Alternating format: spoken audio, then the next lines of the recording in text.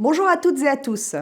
Dans cette vidéo, nous revenons ensemble sur les mesures de la loi de financement de la sécurité sociale pour 2026, qui concernent l'ensemble des assurés, quel que soit leur statut ou leur régime d'affiliation. Plusieurs évolutions importantes touchent aux retraites, au cumul emploi-retraite, au congé de naissance et à l'ACRE. Nous allons les parcourir point par point.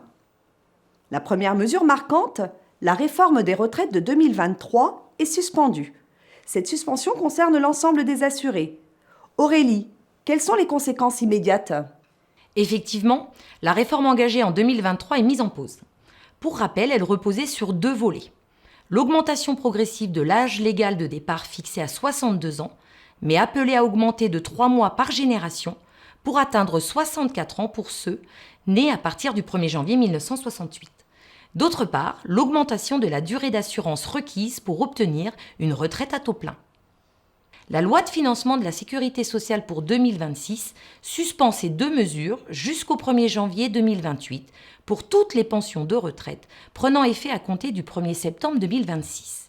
Concrètement, cela décale la borne des 64 ans aux générations nées à partir de 1969 et permet aux assurés nés entre 1964 et 1968 de gagner un trimestre, voire 2, pour ceux nés au premier trimestre 1965.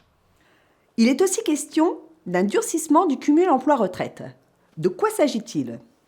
Pour toutes les personnes, salariées ou indépendantes, liquidant leur pension de retraite à partir du 1er janvier 2027, il sera désormais impossible de cumuler emploi et retraite avant l'âge légal et percevoir sa pension de retraite. Ensuite, entre l'âge légal et 67 ans, un cumul partiel restera possible, sans délai de carence même en cas de reprise chez le même employeur, mais avec un écrêtement de la pension de 50% au-delà d'un seuil défini par décret. À partir de 67 ans, le cumul pourra être intégral avec une seconde pension qui ne sera plus plafonnée à 5% du plafond annuel de sécurité sociale. Certaines activités autorisées continueront à être cumulables sans contrainte. Activités artistiques, littéraires, scientifiques, mais aussi certaines activités accessoires, celles avec logement, les activités présentant des difficultés de recrutement ou relevant de l'intérêt général. Enfin, pour les non-salariés agricoles, la pension sera suspendue s'ils conservent ou reprennent une activité de mandataire social assimilé salarié. Alors, d'autres dispositions de la loi concernent les retraites. Lesquelles ? Oui, 2 points essentiels. Les trimestres pour enfants compteront pour l'éligibilité à la carrière longue pour les pensions prenant effet après le 1er septembre 2026 dans la limite de 2 trimestres. Le gouvernement prévoit de modifier par décret la durée de référence pour le calcul des pensions des femmes, 24 meilleures années pour un enfant, 23 pour 2 enfants et plus. Un nouveau congé de naissance est également prévu pour 2026. Aurélie, de quoi parle-t-on ? La loi crée un congé supplémentaire de naissance d'1 à 2 mois, accessible aux salariés, travailleurs indépendants et non-salariés agricoles.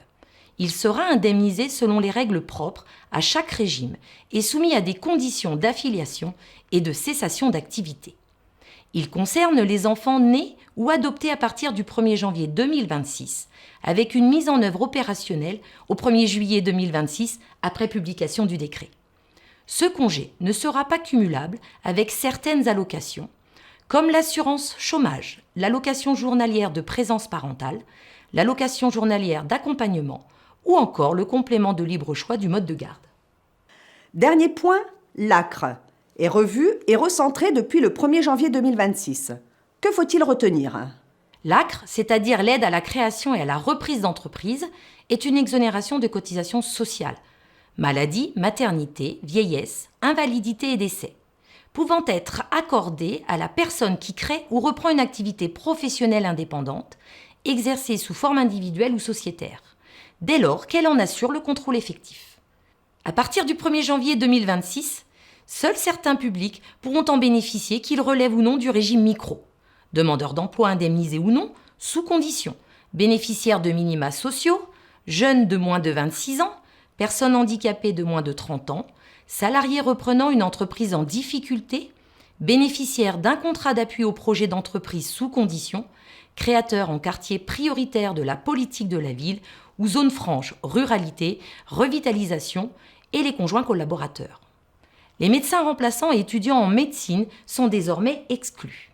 L'exonération, auparavant totale jusqu'à 75% du plafond annuel de sécurité sociale, sera plafonnée à 25%. Enfin, pour les indépendants agricoles, les règles actuelles sont maintenues. Nous venons de parcourir les principales mesures qui concernent l'ensemble des assurés. Suspension de la réforme des retraites, cumul emploi-retraite, carrière longue, nouveau congé de naissance et recentrage de l'ACRE. Dans une prochaine vidéo, nous nous concentrerons sur les mesures spécifiquement dédiées aux non-salariés agricoles.